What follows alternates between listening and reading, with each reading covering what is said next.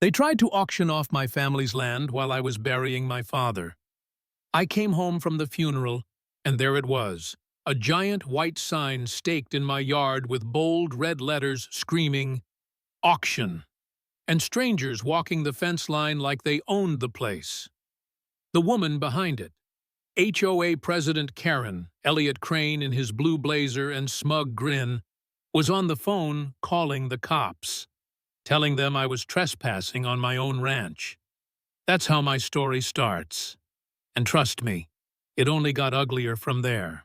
My name's Marcus Reed, third-generation cattleman in Colorado, raised on 1,800 acres of red dirt and oak groves. This land isn't just dirt to me. It's where my grandfather taught me what a promise meant, where my father fixed axles with steady hands, where I carried my son home from the hospital. It's family. It's roots. It's a word you don't break. And yet, here I was, standing on my porch, watching an HOA try to erase all of it with a couple of pieces of paper. At first it came small, the way poison usually does. A letter asking me to trim hedges near the North Road. Fine, I did it. Then a bill, $250 for non-compliant fencing aesthetics.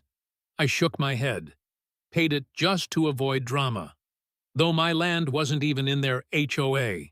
Next week, another fine, $500 for starting my tractor before 8 a.m. I wrote back, polite, explaining my property wasn't theirs.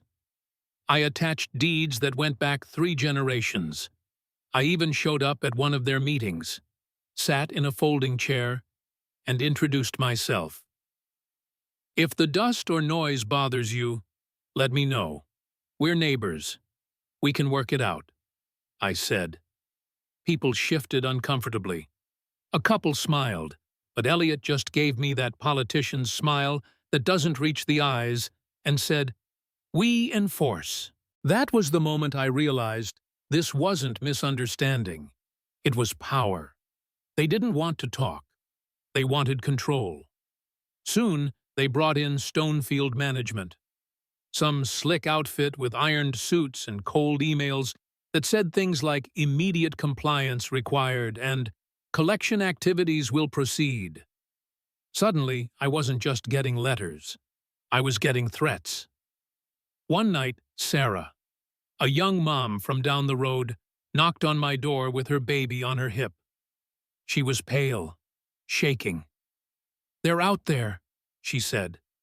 I followed her to the fence line, and sure enough, Elliot and 2 men in reflective vests were marking trees on my east field. "This is HOA property now," one of them barked. I just stood there steady and said, "No, it's not. Head on home. We'll sort this in daylight with the right papers." They left, but not because they were wrong, because they knew they'd come back stronger. Then the real hammer fell.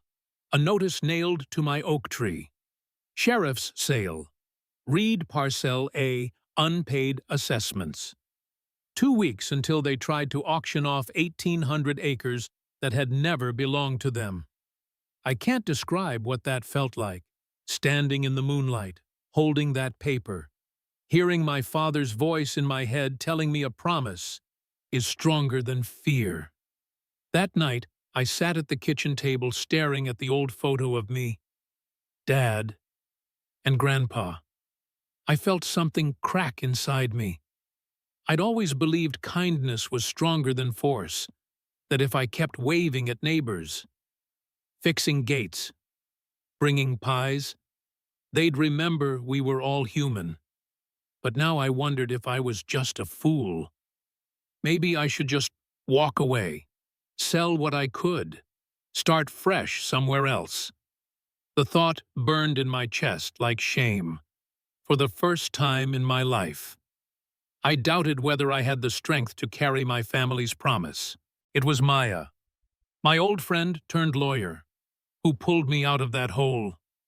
She laid the paperwork on my table one night and pointed. "Stonefield is drowning in debt. If you buy up what they owe, You can control them. You can flip the game. I sat back, shaking my head. I wasn't a banker. I was a farmer. But then I thought about my grandfather's words. We guard the land. We never sell it, not because it's magic, but because it's our word. This wasn't just about cows and fences anymore. It was about justice. I looked at Maya and said, then we do it.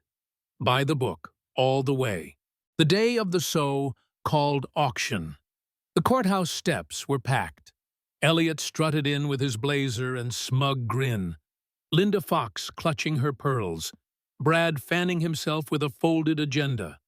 The auctioneer raised his gavel, and my chest tightened. I swear I could feel my grandfather's hands on my shoulders. Then Maya's voice cut through the air. Objection! She waved stamped papers high, the injunction we had prayed for. The sheriff's deputy nodded, confirmed the sale was stayed. Gasps rippled through the crowd. Elliot's grin melted. His face twisted red as he spat. This isn't over. I didn't smile, didn't cheer. I just tipped my hat to the deputy and walked down those steps. Quiet, steady. But inside me something had shifted. I wasn't on defense anymore. Weeks later, I sat across from bankers in a sterile conference room, hat in my hands, listening as Maya laid out Stonefield's mess, shady loans, inflated fees, money moving in circles. The bankers didn't care about my land. They cared about dollars. And I told them flat out, every dollar. I'm buying it all. They raised eyebrows, smirked at the farmer who thought he could play their game. But when I walked out of that room, Stonefield management, the very sword the HOA had been swinging at me, was mine. I kept it quiet at first. Let them gloat.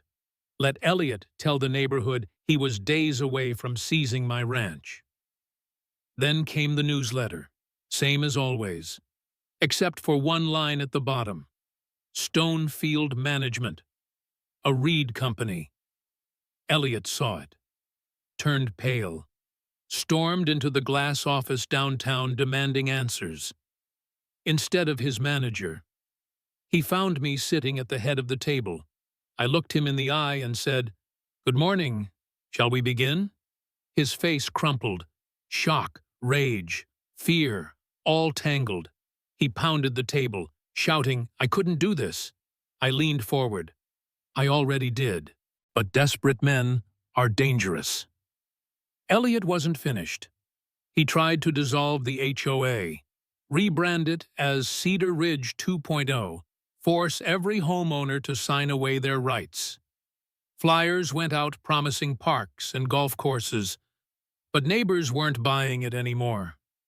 At the next meeting, Sarah stood with her baby and shouted, "Why are you spending our money fighting a man who doesn't even belong to this HOA? Fix the damn streetlights instead." The room erupted in applause. Elliot slammed his gavel, red-faced, but he couldn't stuff the truth back down. That's when the real storm hit. A federal investigation cracked open Stonefield's books, tying Elliot's name to shell companies and laundered funds. The judge read it aloud in court, her voice sharp. Fraudulent billing practices, unlawful assessments, funds siphoned to personal accounts. Gasps shook the room. Elliot jumped up, screaming it was nonsense. A smear campaign, but even his allies leaned away from him like he was contagious. The final hearing felt like the whole county packed into one room. Neighbors I'd waved at for years stood shoulder to shoulder, ready to testify. Sarah told how board members threatened her child's future if she stood with me. Old Man Hayes shuffled to the stand, saying, "That land's been Reed land all my life. To say otherwise is to lie." One after another, voices piled up like bricks in a wall, each one stronger than the last. When it was my turn, I didn't bring charts or graphs. I just spoke. You call it dirt under my nails. I call it proof I've worked for everything I own. This land is a promise, not a prize. A promise my family kept, and I intend to keep. No board, no lawyer, no Elliot Crane will take that from me. The room went dead silent, then erupted in applause so loud the judge had to bang her gavel for order. Elliot leapt to his feet, screaming I was manipulating everyone, that the land was meant for him, that he was supposed to control this valley. His voice cracked, wild, desperate. And in that moment, the mask finally fell. Everyone saw him for what he really was. Not a leader, just a greedy man who thought power made him untouchable. The judge's ruling came clear and hard. Every lien and fine against me void. My ownership of Stonefield affirmed. And all evidence of criminal activity forwarded to federal prosecutors.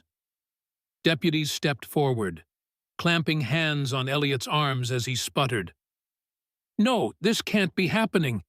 That land should have been mine. His knees buckled, his face gray. And they dragged him out while the whole courtroom watched in stunned silence. I didn't cheer. I didn't smile. I just stood, breathing steady, feeling the weight finally lift off my chest. I thought of my grandfather's voice telling me a promise is stronger than fear. And for the first time in months, I believed it again. And that's the story, how an HOA president tried to strip me of my land, and how by the book, step by step, I turned the tables until he was the one stripped of everything. The lesson? Power built on lies always crumbles, but a promise kept will outlast it. This is HOA Drama Unfolded,